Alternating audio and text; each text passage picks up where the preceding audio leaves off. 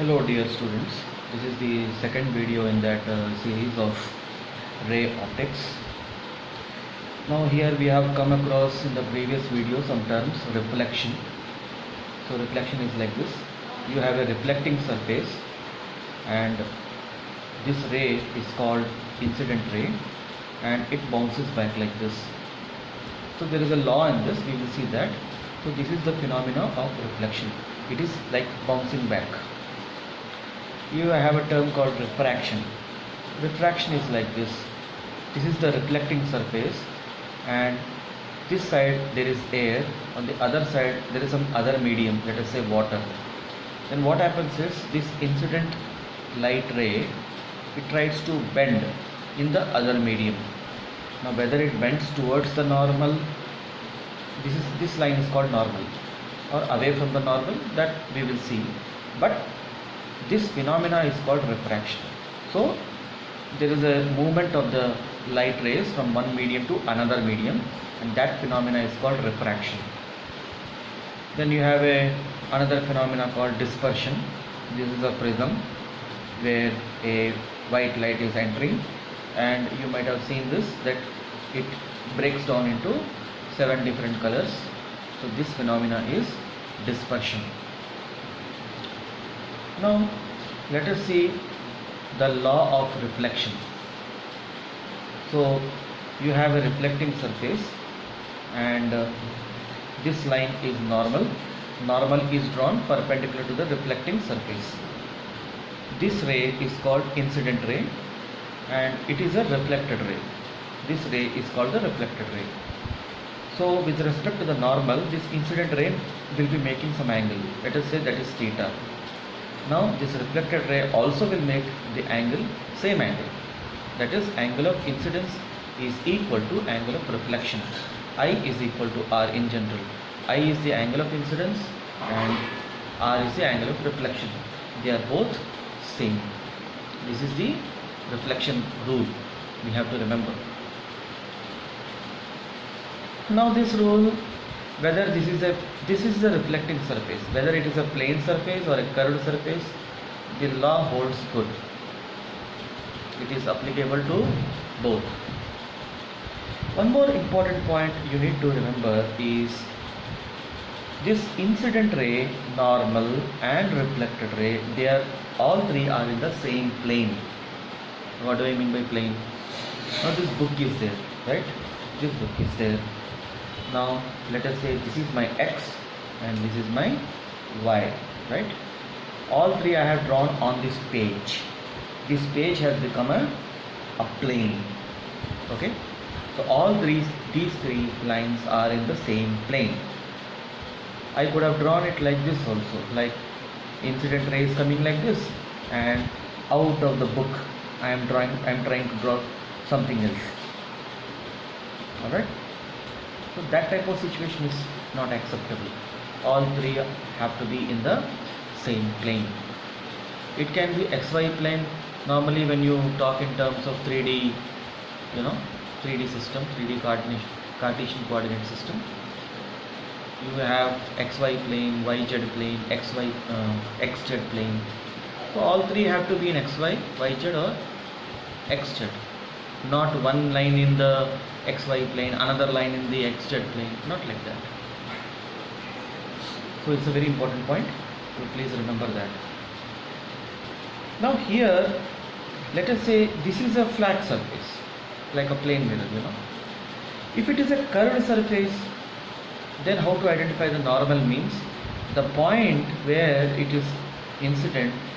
Actually this point you need to draw a tangent and you need to draw a normal to that. So even then also this I will be equal to R. Angle of incidence will be equal to angle of reflection. Some more terms we need to see: center of curvature and pole.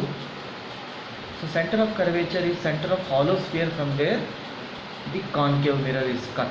We have discussed this point that you take a spherical surface, you make a cut, and that's how you are going to get this concave and convex, So this spherical sphere what you have cut, it will have some center Like here you see, it will have, this is the part you have cut, okay, this is the uncut, this is the second part, this is the first part. So it will have some center, that is your center of curvature. So in this discussion I am not talking about lenses right now. So lenses you are going to call it optical center. We are restricting our discussion only with respect to the mirrors only. So which type of mirror is this? The painting is on the outside, so it's a concave mirror. So the center of curvature is on this side. Okay. So there is a point on this curvature. The curvature is in this shape. Alright. There will be some point which is situated in such a way that if you take the right tip, there is some curved distance, and left tip, there is a curved distance. If it is very very small, basically you take it as a straight, but generally there is some distance is there. This is also D, this is also D, then this point, that means they are same distance. That point becomes your pole. Okay, point on the spherical mirror from where the distance to the right end and the left end is same. This is the right end, this is the left end, and they are same. That point is called pole. You can join these two points. Now that line is called principal axis.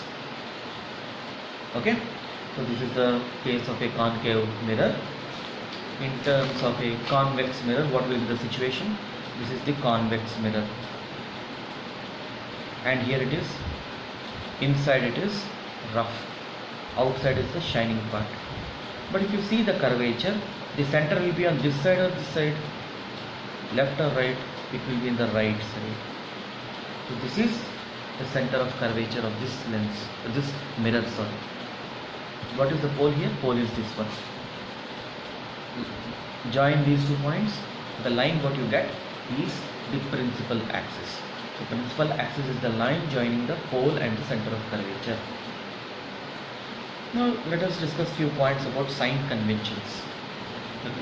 We are limiting our discussion to mirrors only right now. So for sign convention, we are going to follow this Cartesian sign convention. Alright, Cartesian means XY system we are following, and all distances are measured from the pole. This is the point from where you are measuring all the distances. In the case of concave, this is the pole is the reference point from where you are measuring all the distances. Distance measured can be positive or negative. The point you need to remember is, if it is in the direction of the incident ray IR, alright, it is positive. If it is in the opposite direction, it is negative. What do I mean by that? Now this is the mirror we have taken. This is the principal axis. You can call it as an x-axis here as of the situation now, and some object is placed over here, and incident light direction is this. So if you are measuring distance, let us say from this point you are measuring in this direction, it is positive. You are measuring in this direction, I want the distance of this point, you are going against the incident light, it is negative. Alright, and if we talk about height measured with reference to the x-axis, this is the x-axis. Here height is measured in the upward direction, it is positive. This is in the downward direction, it is negative. This point you have to remember. This is the sign convention we are following. Alright, and here this height, when you are talking, it is measured as normal to the principal axis. So in a sense, if you see, it is like our x and y axis only, no? X axis you are calling it as principal axis, this normal to that, you are measuring the height. So these are some of the points. Now one point is there, you take any object, alright, and you take a mirror. One important point you need to understand is the object will have some billions of points, and each will be emitting a light ray, you know. This is a very important point. So if I'm taking an object like this, if I'm drawing an incident ray, it has got billions and millions, millions and billions and trillions of points in it. Every point is emitting a light, So, but for simplicity and clarity purpose, we are restricting to some 3-4 rays because that is what is serving our purpose. And one more, one of the a student asked me, this is a plane mirror, this is the rough surface, rough part. What if I do this also rough? See, we are not here to, why we are making it rough and shining, One part has to be shining. Like you are putting a mirror in your car rear view, it has got a purpose. Another plane mirror, another type of plane mirror using somewhere, it has got a purpose, It is not like, we will do mathematical combinations here. If I make it rough on the both sides, what will happen? Both sides you rough it, then no purpose is served. So these are the sign conventions.